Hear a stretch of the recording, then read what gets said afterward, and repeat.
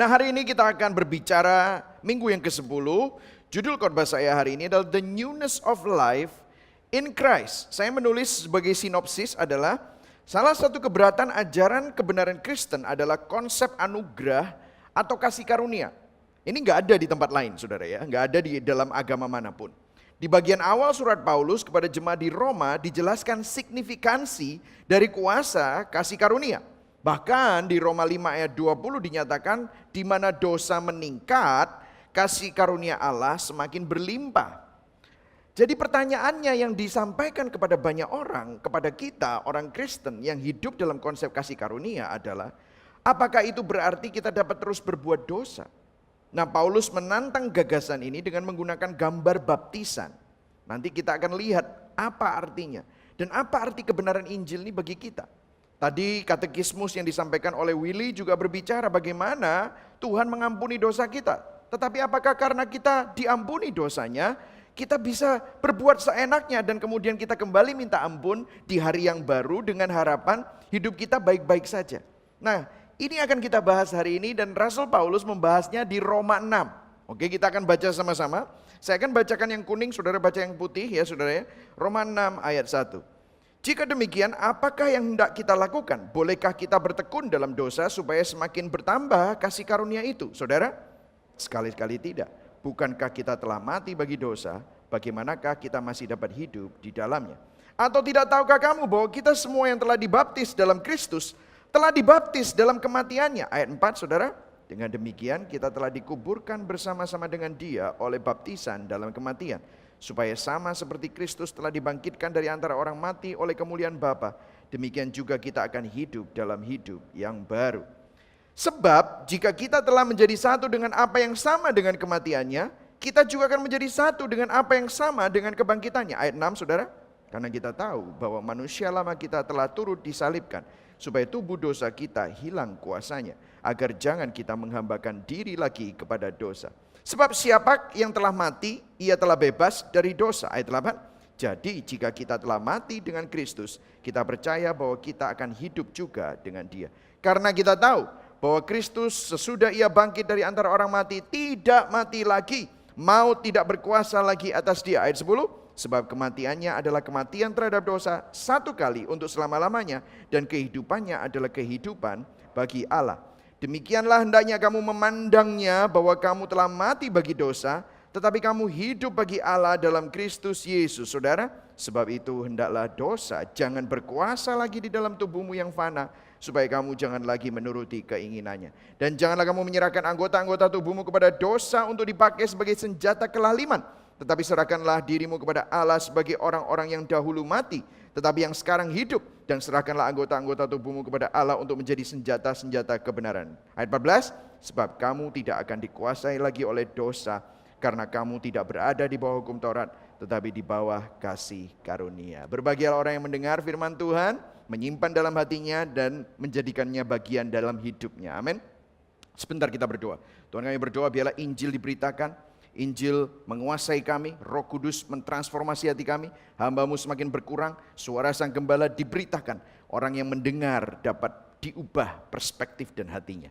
Yang percaya sama-sama katakan amin. Nah saudara, saya mau menunjukkan video ini, bisa diputar ya videonya, yaitu video ilustrasi cuman 10 second ya saudara ya. Seorang anak yang men-spell, ya, spelling, mengeja merek laptop. Ini by the way bukan promosi ya saudara, karena saya tidak pakai merek ini ya. Tapi lucunya dia menyebutkannya apa? Silakan diputar. Spell mo to? L-E-N-O-V-O, laptop. Laptop. Ya, saudara, itu aja ya saudara. Nah, saudara, lucunya adalah dia menyepelnya dengan benar. L-E-N-O-V-O. Tapi habis dibaca dia bisa bacanya apa? Laptop. Sepertinya nggak connect. Nah saudara, ini ilustrasi memang pendek, tetapi ini menggambarkan kehidupan orang Kristen seperti ini. Banyak kita bisa menjelaskan tentang esensi dari salib Kristus, bisa menjelaskan kenapa kamu bisa diselamatkan oleh anugerah Kristus. Tetapi dalam hidup saudara, saudara kadang-kadang kita semua, bukan hanya saudara, saya pun juga, kita seakan-akan ada disconnect antara apa yang kita percayai dengan apa yang kita lakukan. Kita bilang kita hidup oleh anugerah, kita bilang kita anak-anak Tuhan. Tetapi kelakuan kita belum tentu seperti anak-anak Tuhan. Betul atau tidak, saudara? Nah, ini yang namanya kalau seorang yang belajar psikologi, mereka akan berkata ini cognitive dissonance. Disonasi kognitif. Apa artinya? Yang mengacu pada konflik mental ketika kepercayaan seseorang itu tidak selaras dan sejalan dengan kelakuannya. Nah, ini yang sering terjadi. Nah, ini persis seperti banyak sekali orang itu bicara bahwa orang Kristen tuh kayak gitu ya. Enak sih soalnya sistem agamanya. Semuanya dengan anugerah. Nah, untuk memperbaiki itu banyak gereja, banyak pendeta, banyak hamba Tuhan berpikir makanya Injil itu hanya permulaan. Kasih Kristus, salib Kristus itu hanya permulaan. Makanya setelah kamu ngerti Injil, setelah ngerti kasih Kristus, kita mulai belajar karakter, kita belajar kekudusan, kita belajar pemuritan, kita belajar disiplin dan yang lain-lain. Jadi Injil yang merupakan salib Kristus itu hanya permulaan.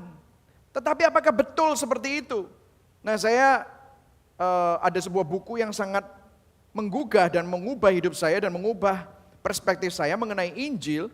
Tim Keller di dalam bukunya The Centered Church, dia berkata begini, the gospel is not just the ABC of Christianity, but the A to Z Christianity. Banyak orang berpikir Injil itu hanya A, B, C, kemudian D, E, F, G, H, I, J sampai Z, itu bicara tadi. Pemuritan, kekudusan, karakter, disiplin. Injilnya itu hanya awal-awal. Tetapi tim Keller itu dia melihat semua surat-surat Rasul Paulus, dia melihat bukan seperti itu. ABC itu hanya permulaan, tetapi A to Z. Injil menjadi poros, menjadi dasar dari seluruh kehidupan kekristenan kita. Jadi Injil bukan hanya A, B, C, tetapi A sampai Z. Seluruh aspek kehidupan kita. Injil bukan hanya doktrin minimum yang diperlukan untuk masuk kerajaan Allah, tetapi jalan untuk semua progres dan semua proses di dalam kerajaan Allah. Jadi Injil bukan hanya permulaan dari kekristenan, tetapi Injil adalah segala-galanya di dalam kekristenan. Karaktermu nggak akan berubah tanpa Injil. Doamu akan salah kaprah tanpa sudut pandang yang benar dari kacamata Injil. Tanpa Injil kekudusanmu akan sangat legalistik. Dan kalau kamu bisa kudus kelihatannya dan kamu bisa taat, maka kamu akan sombong, saudara. Itulah sebabnya Injil ini justru menjadi poros dan menjadi panjang buat kita semua. Dan kuasa dan kekuatan Allah bagi kita semua. Nah, kitab Roma kita sudah melihat bahwa luar biasa ya, ini kita sekarang ada di sini saudara ya. Nah ini di sini. Kita sudah lihat Roma 1-3, kebutuhan kita akan Injil. Roma 4 sampai Roma 5, justification ya. Justification itu apa? Saya ingatkan kepada saudara bahwa kita sudah berbicara mengenai justification berkali-kali. Justification itu kita dibenarkan. Saya dibenarkan, katakan sama-sama, saya dibenarkan. Amin saudara. Kita dibebaskan atau diampuni dari hukuman, the penalty of sin, hukuman dosa. Tetapi bukan cuma hanya sampai di situ saudara, karena firman Tuhan jelas tidak hanya bicara justification. Nah hari ini kita akan bicara sesuatu yang lain. Nah minggu lalu kita belajar ada satu ayat yang mungkin mengganggu beberapa dari saudara karena ayat ini bilang begini. Tetapi hukum Taurat ditambahkan supaya pelanggaran menjadi semakin banyak. Dan di mana dosa bertambah banyak, di sana kasih karunia menjadi berlimpah-limpah. Nah ini kan banyak orang bilang, lu kalau kayak gitu kan enak. Ya udah kalau kayak gitu kita dosa saja, ya kan? Kenapa kita harus tinggal minta ampun kok katanya justru kalau pelanggaran banyak, dosa banyak, ada banyak kasih karunia. Nah Rasul Paulus sudah mengantisipasi pertanyaan orang-orang. Langsung dia tulis pasal 6. Nah pasal 6-nya lihat kita baca sama-sama ya. 1, 2, 3. Jika demikian semuanya baca. Apakah yang hendak kita katakan? Bolehkah kita bertekun dalam dosa supaya semakin bertambah kasih karunia ini? Nah perhatikan. Jika demikian itu artinya kalimat transisi dari pasal 5-nya. Gara-gara ayat tadi. Kalau dosa bertambah banyak, bertambah kasih karunia. Jika demikian, apakah yang hendak kita katakan? Bolehkah kita bertekun dalam dosa? Continue in sin. Boleh enggak? Nah, untuk memerangi ini, saya ingin bicara tentang bagaimana banyak orang itu salah kaprah mengenai Injil. Nah, musuh Injil, saudara, kalau saudara lihat, itu ada dua. Nah, Injil itu ada di tengah ya saudara, saya taruh di tengah. Saya udah pernah ngomong ini lama sekali, tetapi mungkin saudara yang baru, saudara yang lama, perlu diingatkan lagi. Ya, Injil itu ada di tengah. Musuh Injil itu ada dua. Yang pertama adalah legalisme. Ya, yang artinya apa? Mereka menekankan bahwa Tuhan itu kudus.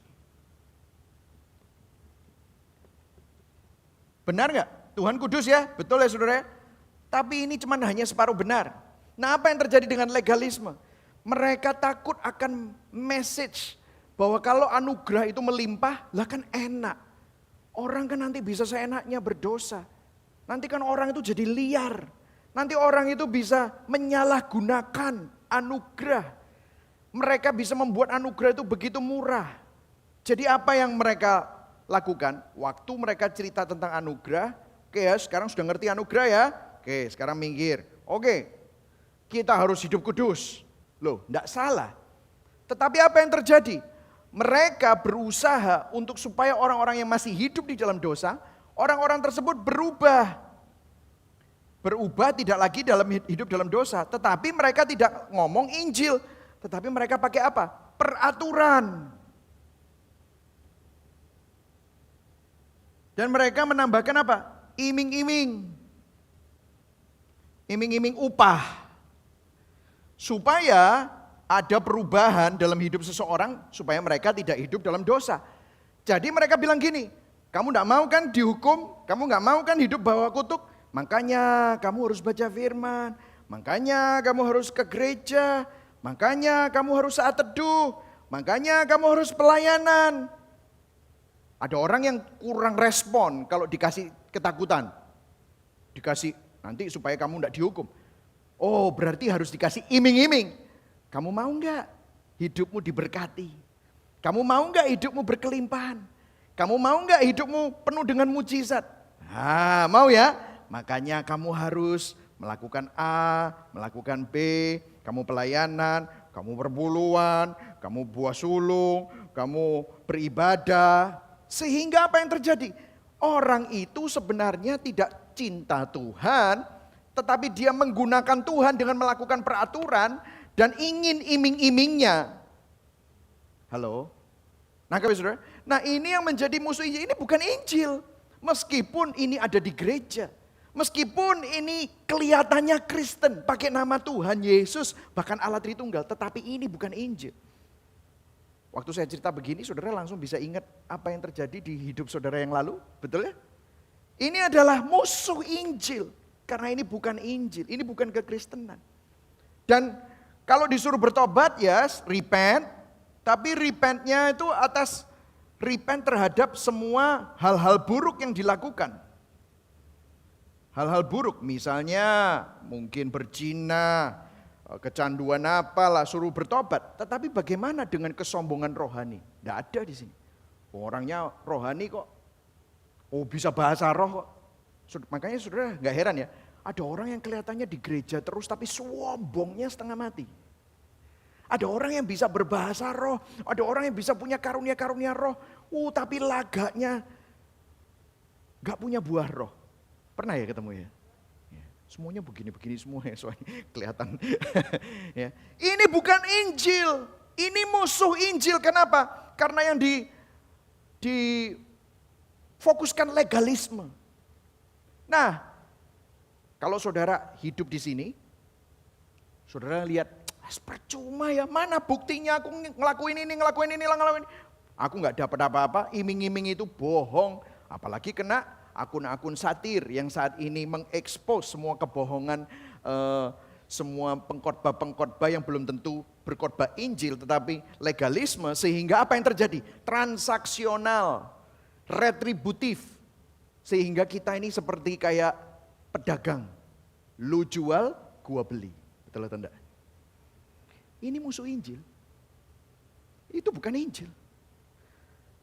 Orang yang capek di sini, mereka ke bukan ke sini, spektrum satunya. Nah, yang satunya ini liberalisme. Nah, saudara, sekarang lagi sangat populer liberalisme. Kalau yang ini legalisme, jadi mereka pakai ayat Alkitab untuk mukulin orang. Maksudnya mukulin orang itu membuat orang itu, kamu sih soalnya berdosa, makanya berkatmu gak lancar. Kamu sih, mereka sick and tired of that, mereka ke sini.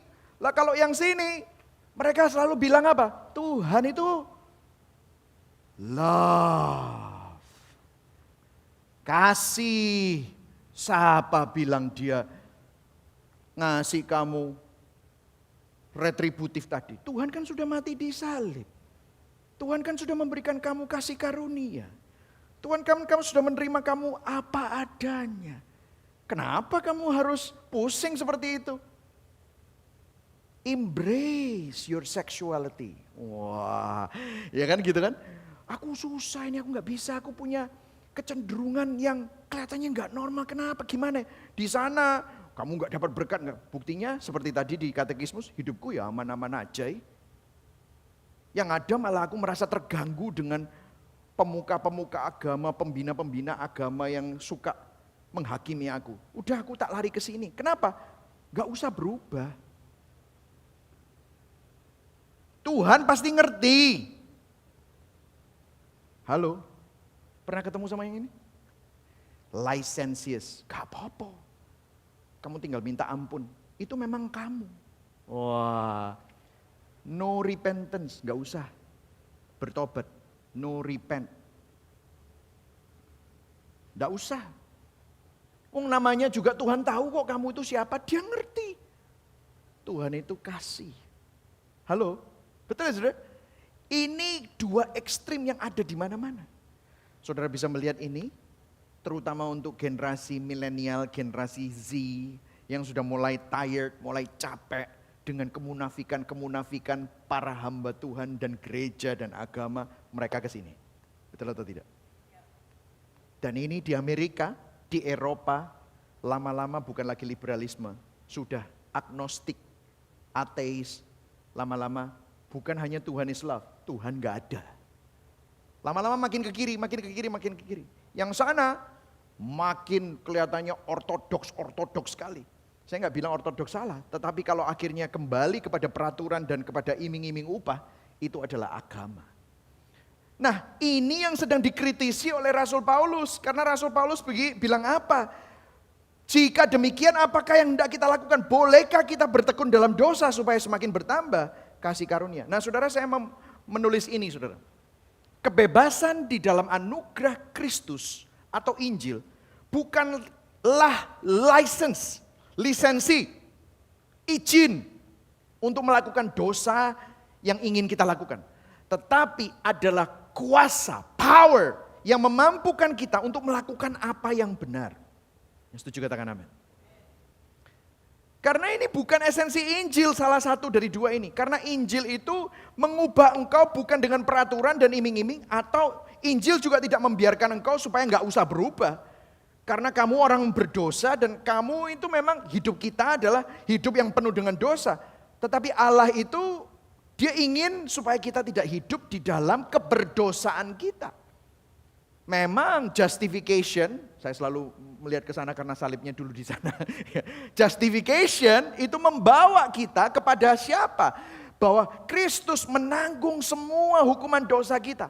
Tetapi puji Tuhan, Tuhan ingin membawa kita kepada kebebasan dari kuasa dosa. Sehingga yang dia berikan bukan lagi mekanisme eksternal seperti peraturan, iming-iming, tetapi dia memberikan internal mekanismenya. Apa itu? Roh Kudus. Nah, itu yang kita akan bicarakan hari ini. Dan dia juga tidak akan membiarkan engkau begitu saja, tetapi dia mengasihi kita dengan begitu rupa supaya dia ingin kita tidak disiksa lagi oleh kuasa dosa yang sering bercokol dalam hidup kita. Jadi kebebasan di dalam anugerah bukan license to sin.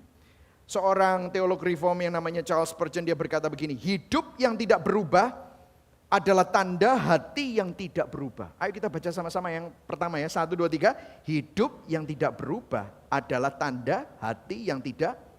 Waktu Kristus melahirkan kita baru, yang dirubah pertama kali apa? Hatinya. Lihat, kalau hatinya nggak berubah, hati yang tidak berubah adalah kehidupan yang tidak diperbarui. Esensi Injil ini bertentangan dengan gagasan bahwa kita boleh berdosa karena Tuhan itu pemurah. Itu adalah gagasan setan yang mengerikan. Hanya karena pengampunan dapat diperoleh dengan mudah dari Tuhan, maka kita bisa seenaknya berbuat dosa terhadap Dia. Pikiran seperti itu benar-benar merendahkan dan jahat. Makanya kita sekarang masuk di sanctification, dikuduskan. Kita dibebaskan dari kuasa dosa. Kalau justification kita dibebaskan, diampuni dari hukuman dosa. Sekarang kita dibebaskan dari kuasa dosa. Karena saudara tahu kalau saudara tetap hidup dalam dosa, akan ada konsekuensinya. Konsekuensi nggak usah bukan neraka, tetapi konsekuensi yang saudara hadapi di dalam dunia ini. Saya akan ceritakan nanti bagaimana saya hidup di dalam konsekuensi dosa yang menyedihkan gitu. Nah, untuk menjawab pertanyaan di ayat pertama tadi, Paulus dengan tegas menyatakan apa? Ayo kita baca sama-sama. Ayat yang kedua. Ya. Yang ayat yang kedua, yang di bundaran itu. Kita baca sama-sama. Yang keras. 1, 2, 3. Jawabannya apa? Sekali-kali tidak. Bukankah kita telah mati bagi dosa? Bagaimanakah kita masih dapat hidup di dalamnya? Rasul Paulus menekankan di sini dengan sangat tegas. Sekali-kali tidak. Saya selalu mengutip ayat ini, 2 Korintus 5 ayat 17. Ayo kita baca sama-sama ya, yang sana juga ya. 1, 2, 3. Jadi siapa yang ada di dalam Kristus, ia adalah ciptaan baru. Yang lama sudah berlalu, sesungguhnya yang baru sudah. Katakan sama-sama, di dalam Kristus, saya adalah ciptaan yang baru. Amin saudara. Yang online bisa tulis, ketik ya, ketik di komen itu ya. Di dalam Kristus, saya adalah ciptaan baru ya. Jadi kalau Anda ketik bukan cuma lapor dari Blitar, lapor dari mana gitu ya, saudara, banyak itu, rupanya ada puluhan kota yang nonton gitu. Tulis di sana, siapa yang ada di dalam Kristus, dia adalah ciptaan yang baru. Nah, saudara dan saya adalah ciptaan yang baru, bukan improvisasi, bukan modifikasi, tetapi baru. Hati kita ini baru, hati kita yang suka dosa, sekarang sudah tidak nyaman lagi dengan dosa. Masih ingat minggu lalu saya ngasih saudara sebuah ilustrasi bagaimana kalau bebek dilempar ke air, apa yang dia lakukan? Berenang. Tetapi kalau ayam dilempar ke air, ayam itu akan bingung. Kenapa? Karena itu bukan habitatnya. Sekarang habitat saudara bukan dosa. Hati saudara sekarang adalah di dalam Kristus. Adalah ciptaan yang baru. Ada sesuatu yang berbeda. Itulah sebabnya judul khotbah ini The Newness of Life in Christ. Ada kehidupan yang diperbaharui di dalam Kristus. Nah saudara, dari ayat-ayat yang akan kita baca ada 3 hal yang perlu kita ketahui. Ini bukan langkah tetapi kebenaran yang memerdekakan. Yang pertama adalah ketahui, know. Katakan sama-sama ketahui. Ketahui. Yang kedua percaya. Yang ketiga pandang, memandang, consider. Know, believe, and consider. Oke? Nah kita lihat ayat yang ketiga. Atau tidak tahukah kamu? See, no. Gak tahu dah kamu bahwa kita semua telah dibaptis di dalam Kristus. Semua yang telah dibaptis di dalam Kristus telah dibaptis dalam kematiannya. Ketahuilah. Nah saudara, ini adalah kebenaran yang pertama yang perlu kita ketahui. Ketahuilah Anda yang lahir baru dan percaya sudah berada di dalam Kristus. Yang setuju katakan amin. Ya. Bukan berusaha kembali masuk Kristus, bukan. Bukan berusaha mempertahankan supaya Kristus nggak pergi, bukan. Karena sekali saudara dilahirkan baru, saudara tidak bisa kembali ke lama, nggak bisa. Baru ya baru, that's it. Masuk di dalam Kristus, Kristus ada di dalam Anda tidak bisa keluar dan masuk, enggak. Itu perjanjian lama. Perjanjian lama itu visitasi, di mana Roh Kudus bisa hinggap, terus terbang lagi, hinggap, terbang lagi. Di dalam perjanjian baru ada yang namanya Pentakosta. Sehingga apa yang terjadi? Roh Kudus tinggal. Tidak tahukah kamu bahwa tubuhmu adalah bait Roh Kudus. Nah, ada yang ngajar gini, makanya kalau bait Roh Kudus harus sering-sering dibersihkan. Kalau enggak nanti Roh Kudusnya keluar. Siapa bilang? Karena saudara dilahirkan kembali oleh Roh Kudus. Kalau anak sudah lahir bisa nggak masuk lagi? Shred. Nggak bisa saudara. Karena saudara sekali dilahirkan, sekali untuk selamanya. Yang setuju katakan amin. Nah kira-kira kalau orang yang dilahirkan kembali itu pasti akan mempunyai natur yang baru juga. Yang setuju katakan amin. Ya saudara. Nah kalau orang ngakunya sudah lahir baru tapi naturnya masih lama. Ada dua kemungkinan. Yang pertama dia belum menyadari bahwa dia adalah ciptaan yang baru. Tetapi saya yakin di dalam hatinya pasti konflik. Aduh, gak nyaman. Tetapi kalau ada orang yang nyaman-nyaman saja, jangan-jangan lahir barunya palsu. Cuma ikut-ikutan temen. Atau hanya cari-cari pacar mungkin di gereja. Atau mungkin cuman hanya cari teman saja. Ya, betul saudara ya. Jadi di sini bisa kita lihat, ketahuilah Anda yang lahir baru dan percaya sudah berada di dalam Kristus. Katakan sama-sama, saya ada di dalam Kristus. Amin. Nah, kadang-kadang kita membatasi bahwa kita ada di dalam Kristus itu pada waktu kita melakukan hal-hal yang rohani saja. Ini problem.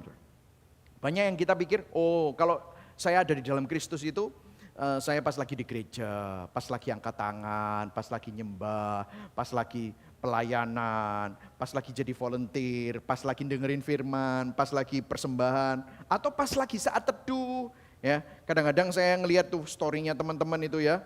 Oh sebelum bekerja aku tak menghadap yang memberikan berkat sirek. Wah gitu ya, kayaknya gua ya gitu ya membaca Alkitab gitu ya. Loh enggak apa-apa, tetapi kalau itu saudara mengkotak-kotakkan Kristus seperti itu, maka Anda enggak sadar. Seakan-akan begini implikasinya, begitu Alkitab ditutup, begitu doa selesai amin, saudara keluar dari Kristus. Terus saudara kerja pakai kekuatan sendiri. Alkitab enggak bilang begitu. Waktu saudara ada di dalam Kristus, kadang-kadang kita berpikir kita ada di dalam Kristus itu pas lagi persekutuan doa, care group, hari Minggu, ke gereja. No, dari Senin sampai Minggu, saudara ada di dalam Kristus. Yang setuju katakan amin.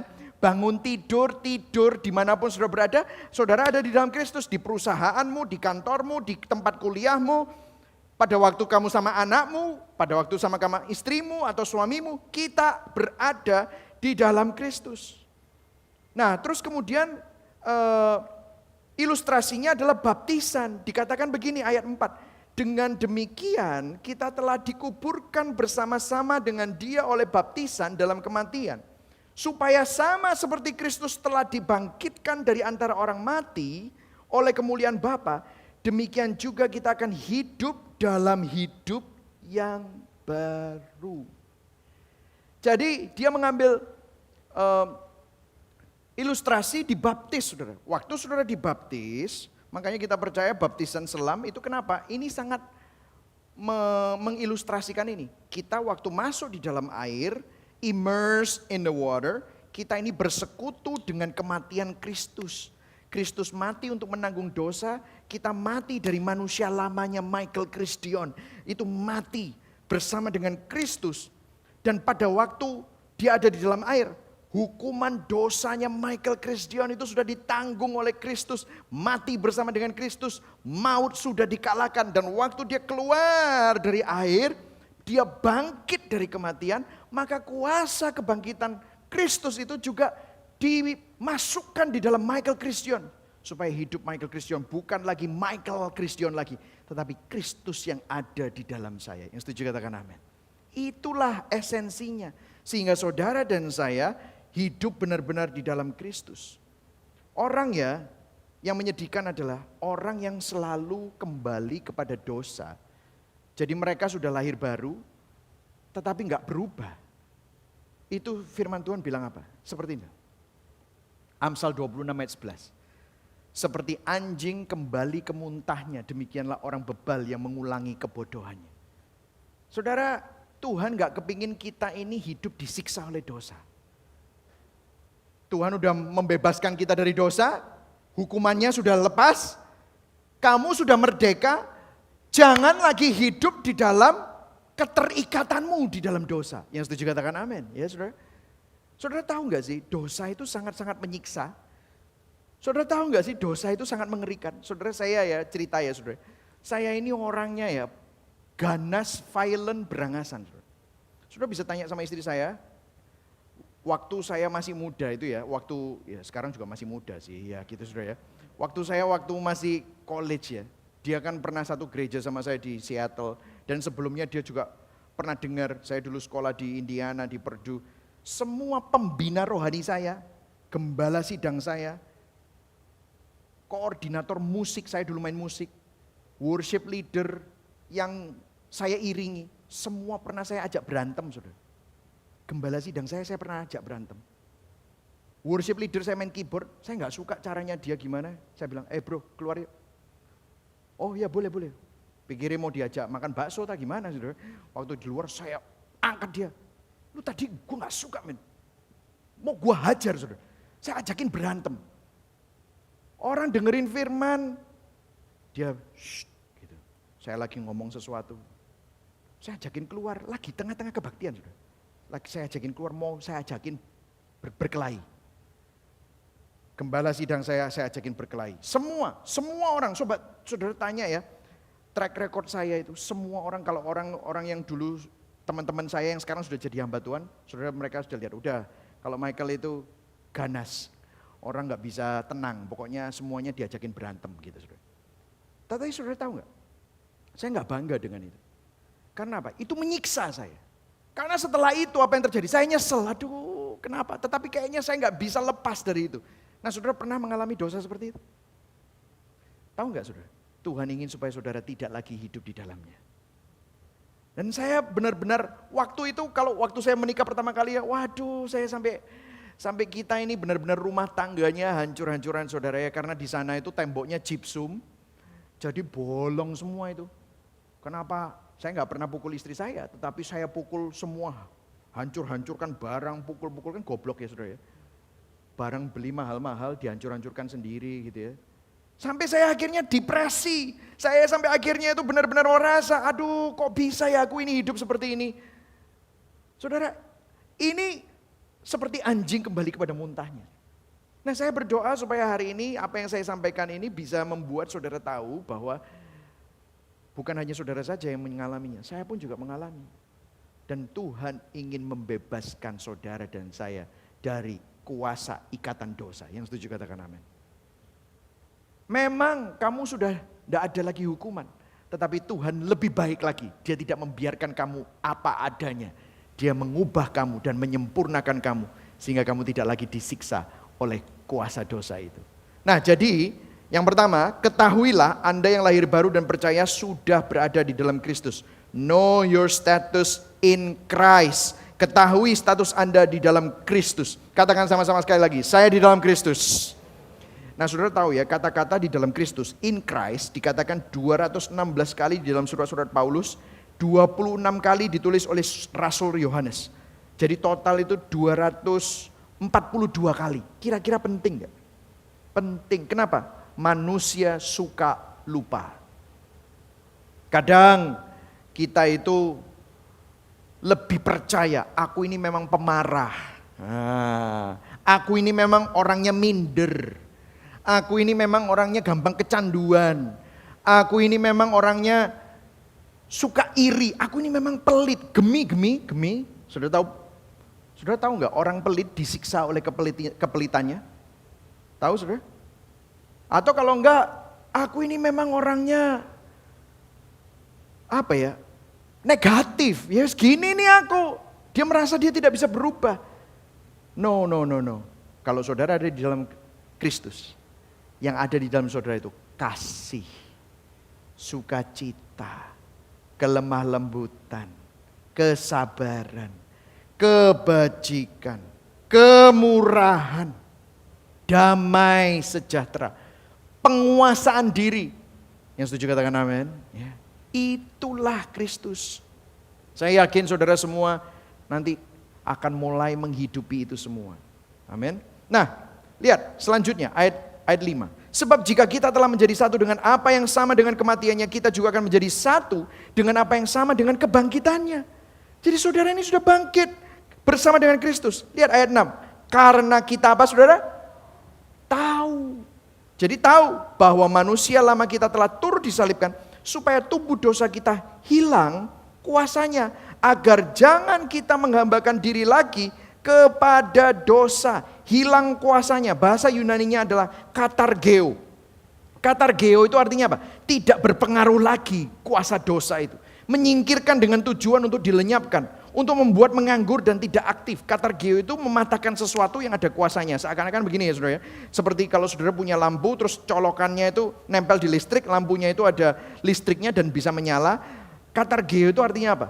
Waktu saudara ada di dalam Kristus, kuasa dosa yang selama ini begitu bercokol, membuat kamu jadi pemarah, membuat kamu jadi minder, membuat kamu jadi pelit, membuat kamu jadi orang yang suka negatif, orang yang suka berpikiran negatif dan selalu berpikir jelek, itu dicopot sehingga kamu tidak lagi hidup di dalam kuasa dosa yang lama itu loh. Tuhan ingin kamu berubah karena Tuhan ingin supaya kamu itu hidup dalam kuasa kebangkitannya. Dan ayat 7-nya dikatakan, ayo kita baca sama-sama, 1, 2, 3. Sebab siapa yang telah mati, ia telah apa? Bebas dari dosa. Berikan tepuk tangan buat Tuhan. Wow, saudara ini sudah bebas. Artinya saudara tidak harus berkata ya terhadap dosa lagi. You can say no. You don't have to live like that. Saudara tidak harus memilih untuk berdosa karena Anda ada di dalam Kristus. Saudara tidak lagi harus disiksa oleh dosa-dosamu. Saudara, saya masih ingat ya, bagaimana saya tiap kali habis berdosa seperti itu, habis marah, nyesel. Saya nggak ngerti gimana saya lepas dari itu semua. Sampai akhirnya saya mulai mengerti tentang Injil. Saya mulai mengerti, dulu saya hidup di dalam legalisme ini. Dan setiap kali saya berpikir bahwa saya mengikuti peraturan atau melakukan sesuatu untuk mendapatkan upah dan saya mendapatkannya, apa yang terjadi? Saya semakin sombong. Jadi legalisme itu tidak membantu Anda untuk berubah. Malah Anda ini makin menjadi-jadi. Jadi sombong rohani saudara. Lah kalau sombong kan egonya makin besar. Lah guess what? Kenapa saya marah? Karena ego saya kena. Loh ini orang kok semakin rohani kelihatannya dari luar kok tapi semakin ganas ya ini orang. Saudara pernah ketemu sama orang yang rohani tapi semakin kayaknya ganas. Kayaknya menghakimi sekali, merendahkan orang. Kok gak kayak Yesus sama sekali? Yesus lu kumpulnya sama siapa? Yesus bisa mengasihi orang yang perempuan Samaria, pemungut cukai, wanita yang ketahuan berzina. Yesus bisa baik sama orang-orang seperti itu. Kita itu justru semakin rohani bukan malah mengasihi dan punya empati terhadap orang berdosa, malah merendahkan. Itu saya. Dan waktu itu saya nggak bisa cerita banyak, tetapi bagaimana saudara mungkin sudah pernah dengar di yang lalu-lalu, Tuhan taruh saya di dalam situasi di mana ego saya habis. Apa yang saya banggakan habis, seakan-akan Tuhan memojokkan saya. Sampai saya mau marah sama siapa? Karena saya tahu bahwa ini semua kesalahan saya sendiri. Dan semakin saya sadar saya memang orang brengsek ya. Ada beberapa kali saya itu kepingin bunuh diri aja. Waktu kita berantem, saya pergi naik mobil, saya kepingin udahlah ini mobilnya tak lemparin ke jurang aja. Atau kalau enggak saya tabrakkan mobil ini ke tembok biar mati selesai. Dah, saya enggak nyusahin siapa-siapa. Mungkin saudara pernah seperti itu. Saudara saking frustrasinya. Saudara ngerti Kristus, tapi seakan-akan gak bisa bebas dari dosa. Saya ngerti loh teori tentang salib, tapi salib itu hanya memori di masa lalu. Sudah usang, dan pada saat itu saya sangat frustrasi. Sampai akhirnya saya mulai mengerti tentang Injil. Saya mulai mengerti kasih karunia. Saya mulai mengerti kuasa. Kenapa Kristus mati untuk dosa-dosa saya dan kuasa kebangkitannya ada. As if Tuhan tuh kayak mau ngomong sama saya, aku mati buat kamu ini justru bukan supaya kamu nanti jadi sukses, kamu jadi kaya. Justru untuk hal-hal seperti ini. Weh, kamu gak bisa bebas. Kamu pikir kamu melakukan sesuatu yang baik. Kamu pikir kamu membela keluargamu, harga dirimu dan yang lain-lain. kamu sebenarnya menghancurkan dirimu sendiri. Waduh, saya breakdown. Saya nggak ngerti Injil dulu. Sampai saya mulai mengerti Injil. Saya mulai mengerti bahwa saya tidak harus melakukan apapun untuk mendapatkan sesuatu dari Tuhan. Tuhan tahu saya tidak mampu, justru Dia yang datang. Justru Dia yang menemukan saya.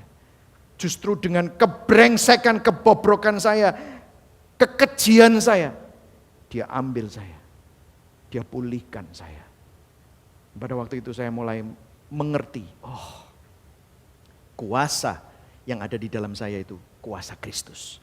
I have a new status. Hidup saya baru di dalam Kristus. Yang setuju katakan amin. Bukan cuma hanya teori. Nanti saya akan jelaskan ya bagaimana saya mau menanggulanginya. Tapi terus ya saudara. Selanjutnya, lihat.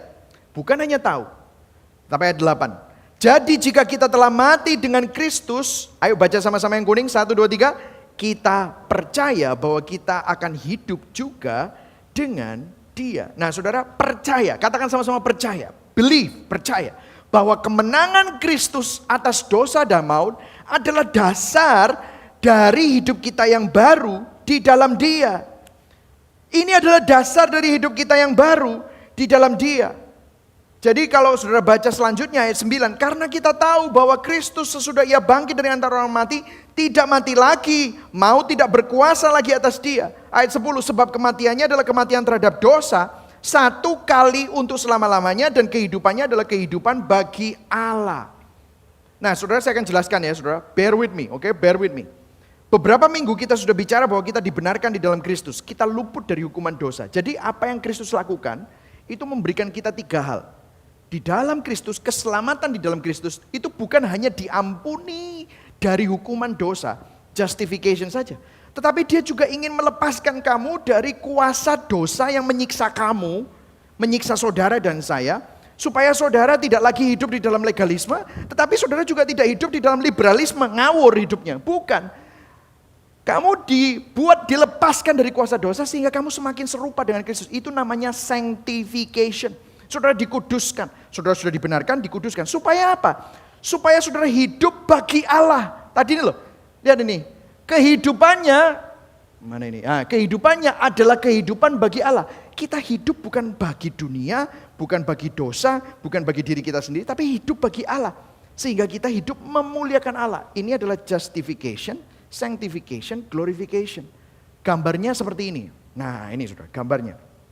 Melalui salib Kristus, kamu tidak lagi di bawah kutuk dosa. Dosa sudah ditanggung. Maut sudah ditanggung. Neraka sudah ditanggung. Amin. Puji Tuhan. Tetapi Dia tidak membiarkan kamu, karena kita masih dalam daging, ada nafsu, ada masa lalu, itu membuat kita tersiksa dengan dosa. Dia ingin bebaskan kita juga dari itu. Untuk supaya apa? Satu hari nanti kita mengalami kemuliaan Allah. Nah, dari sudut pandang kita, ini kelihatannya bertahap ya. Justification, sanctification, glory. Tapi dari sudut pandangnya Tuhan, yang ada di luar ruang dan waktu Tuhan kasih ini kepada saudara, Dia kasihnya satu paket, saudara. Nangkep saudara ya? Satu paket. Kenapa? Karena Dia lihat saudara semua. Itu bukan lihat saudara itu dari tahun, lahirnya tahun berapa? 80, 77, 90, terus habis itu bertobat tahun 98. Bukan gitu, Dia ngelihatnya sudah langsung satu paket.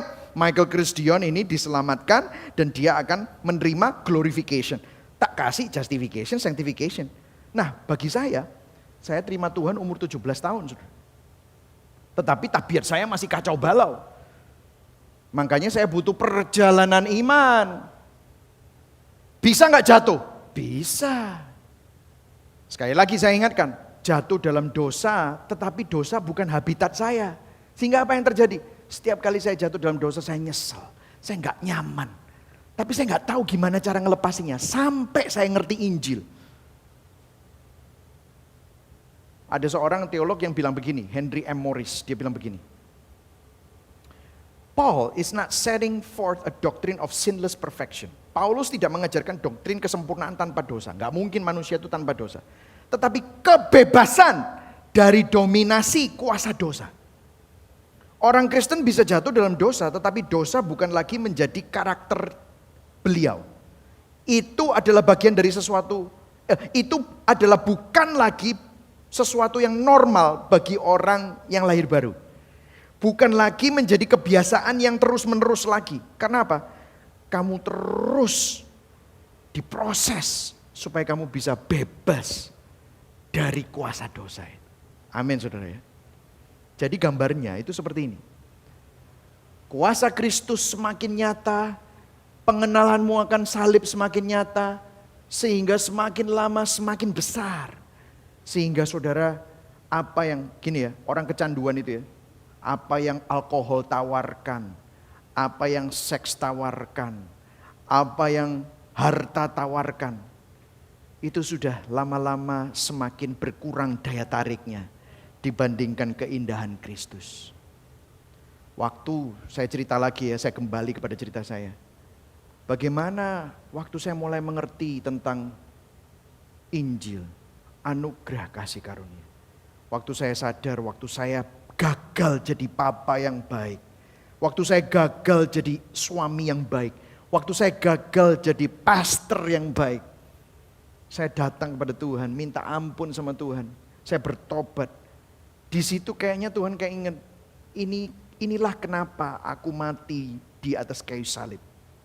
Untuk momen-momen seperti ini. Di mana kamu gagal. Di sini kamu diingatkan bahwa kalau kamu pakai cara hidupmu sendiri, kamu gak akan mampu. Itulah sebabnya aku mati, tapi gak cuma mati, bangkit. And I live in you.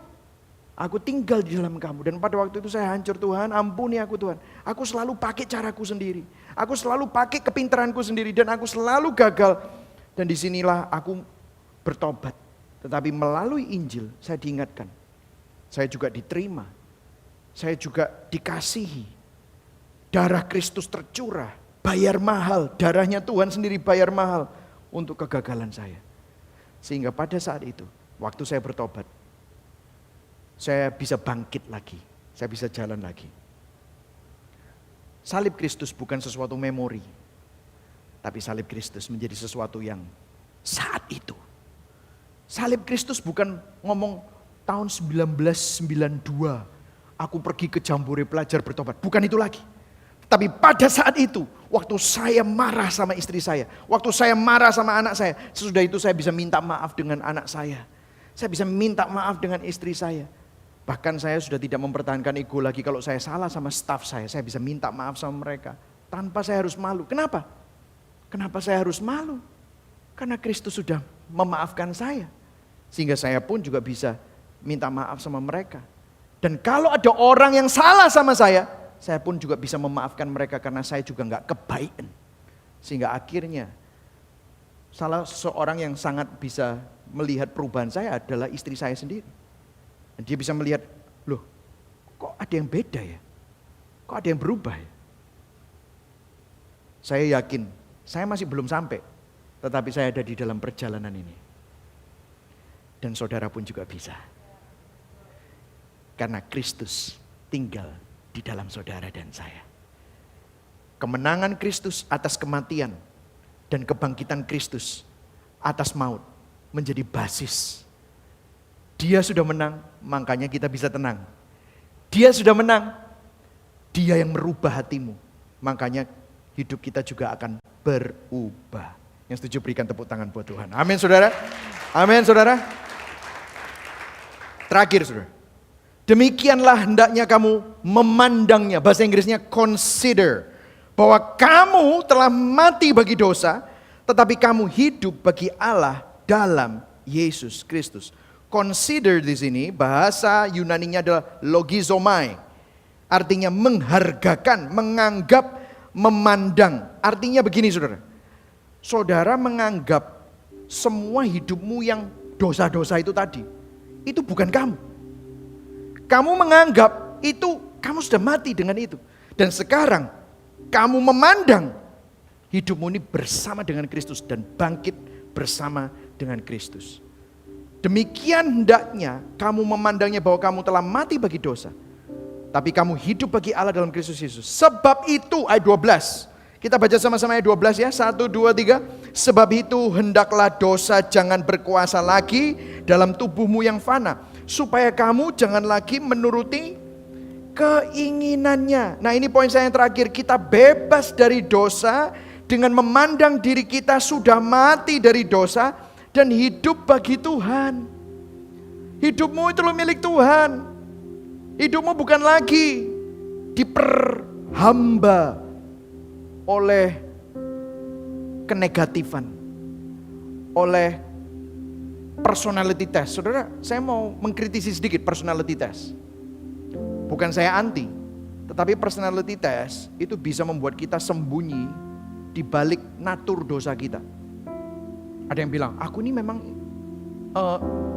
introvert, gak seneng orang memang. Memang aku lebih cocok tuh sendiri. Wah, gitu kan saudara ya.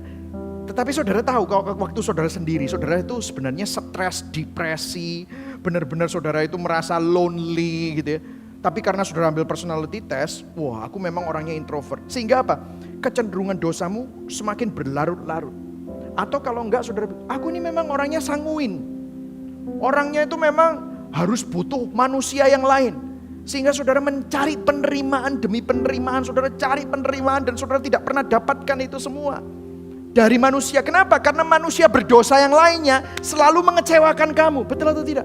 Hari ini bisa menerima kamu, tetapi kemudian hari lain dia bisa menjelekkan kamu hancur lagi. Sehingga apa yang terjadi? Kita hidup berputar-putar, hidupnya dikuasai dan disiksa oleh dosamu. Firman Tuhan bilang, hey, you don't have to live like that. Yesus datang untuk menerima kamu. Tuhan yang menciptakan langit dan bumi tahu kamu seharusnya ditolak. Kamu seharusnya dihukum. Kamu seharusnya gak layak untuk menerima surga. Diterima oleh Tuhan, gak bisa. Tapi Tuhan terima kamu. Bukankah itu penerimaan yang tertinggi? Dibandingkan penerimaan-penerimaan receh hanya untuk dapat like, untuk dapat follower, untuk dapat pujian dari manusia. We spend money we don't have to impress people we don't like. Kita hamburkan uang yang kita tidak punya, hutangan untuk membuat orang lain bisa menerima kita. Goblok banget kan? Penyiksaan itu. Itulah dosa. Tuhan bilang kamu gak usah hidup gitu. Kita bebas dari kuasa dosa. Kamu sudah mati dari dosa. Hidupmu bagi Tuhan. Kenapa? Aku udah bayar kamu. Lunas. Hargamu sudah lunas dibayar. Kamu milik Kristus. Makanya 13 dikatakan, janganlah kamu menyerahkan anggota-anggota tubuhmu kepada dosa untuk dipakai sebagai senjata kelaliman. Itulah yang saya bilang ke senjata kelaliman. Untuk menyiksa kamu. Tetapi serahkan dirimu kepada Allah sebagai orang-orang yang dahulu mati. Kamu dulu mati rohani. Tetapi sekarang kamu hidup. Serahkan anggota-anggota tubuhmu kepada Allah untuk menjadi senjata-senjata kebenaran. Amin saudara. Saudara, dalam hidup kita tidak akan pernah luput dari yang namanya pencobaan. Martin Luther pernah bilang gini, you cannot keep birds from flying over your head, but you can keep them from building a nest in your hair. Anda tidak bisa mencegah burung terbang di atas kepalamu, tetapi Anda bisa tidak membiarkan burung itu membangun sarang di rambutmu.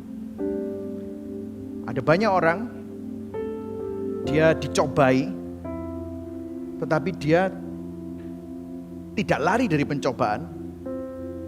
Dia tidak sadar bahwa dia punya kuasa untuk menghancurkan pencobaan. Jadi kalau dicobai itu gini, misalnya orang alkoholik, pusing ya kon? Iya, itu loh, buka whisky, buka, enak. Abis ini kamu baunya tuh loh, serang-serang, enak, ya kan? Minum mau sedikit, nanti kan kamu relax supaya kamu nggak stres. Enggak. Nanti aku tambah stres karena aku udah inget dulu kalau pas lagi itu tambah mabuk, besoknya pusing. Itu kan dulu, sekarang mungkin lain gitu ya. Ya wis. Nah, ya wis. Ya. Pikiran kedua, pikiran ketiga dibuka. Kurang, cuma segini toh, nggak kerasa, laki sampai jatuh. Betul saudara? Orang kalau marah kan gitu. Lihat mukanya nyebelin ya. Kamu harus kasih dia pelajaran bro. Mana bisa kita biarkan keadilan harus ditegakkan. Iya ya. Saudara mikir-mikir sendiri, kedua kali, ketiga kali, tiba-tiba muka saudara merah sendiri. Pernah gak saudara marah seperti itu? Dia ketawa-ketawa. Pernah ya? Saya seperti itu. Wah, ngomong sama diri kita sendiri, bisa marah. Habis itu datang itu bisa marah. Loh, dari mana itu? Dicobai. Saudara, sekarang kita tidak harus mengikuti natur itu. Kita bisa bilang, nope. Aku sudah diterima oleh Kristus. Nope. Penghiburanku bukan alkohol. Penghiburanku bukan ganja. Penghiburanku bukan narkoba. Kepuasanku bukan di dalam seks. Hal-hal tersebut adalah hal-hal yang receh, yang murah, yang dosa, yang selalu akhirnya membawa aku kepada banyak duka. No, aku ada di dalam Kristus.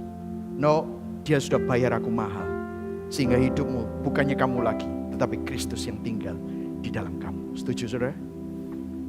Ini adalah kemenangan kita di dalam Kristus. Terakhir saudara, terakhir. Gospel connection. Ayat yang terakhir, gospel connectionnya. Ini ada, kita baca sama-sama. Ayo yang keras. 1, 2, 3. Sebab kamu tidak akan dikuasai lagi oleh dosa. Karena kamu tidak berada di bawah hukum Taurat, tetapi di bawah kasih karunia. Saudara, gini loh saudara. Kembali kepada Injil. Injil itu bukan cuma hanya bilang bahwa Tuhan itu kudus. Orang legalisme, dia bilang Tuhan kudus, dia lupa bahwa Tuhan itu kasih. Orang liberalisme, dia bilang Tuhan itu kasih, tapi dia lupa bahwa Tuhan itu kudus. Injil berkata Tuhan itu kudus dan kasih pada saat yang sama. Tuhan itu kasih, Tuhan itu juga kudus. Gimana ini bisa ketemu? Ini kan gak gatuk saudara. Bagaimana dia mengasihi orang berdosa? Dia bisa orang berdosa hangus sama kekudusannya. Kasihnya ini begitu luar biasa. Saudara ingin diselamatkan oleh Tuhan. Gimana caranya? Disinilah Tuhan, karena begitu besar kasih Allah akan dunia ini, sehingga Dia mengaruniakan anaknya yang tunggal, sehingga yang mati buat saudara dan saya adalah Kristus. Dia kasih apa? Grace, anugerah. Karena melalui karya Kristus, karena melalui salib Kristus, kasihnya ditunjukkan kepada saudara. Tetapi kekudusannya Dia tidak kompromi. Keadilannya Dia tetap tegakkan. Karena yang dihukum bukan saudara, yang dihukum adalah anaknya sendiri. Yang dihukum adalah pribadi kedua, dirinya sendiri. Dia yang harus nanggung supaya saudara terima sesuatu yang tidak layak saudara terima, yaitu anugerah. Dan anugerah yang sama itu gak jauh saudara. Namanya Immanuel. Dia gandeng saudara. Dia tinggal di dalam saudara.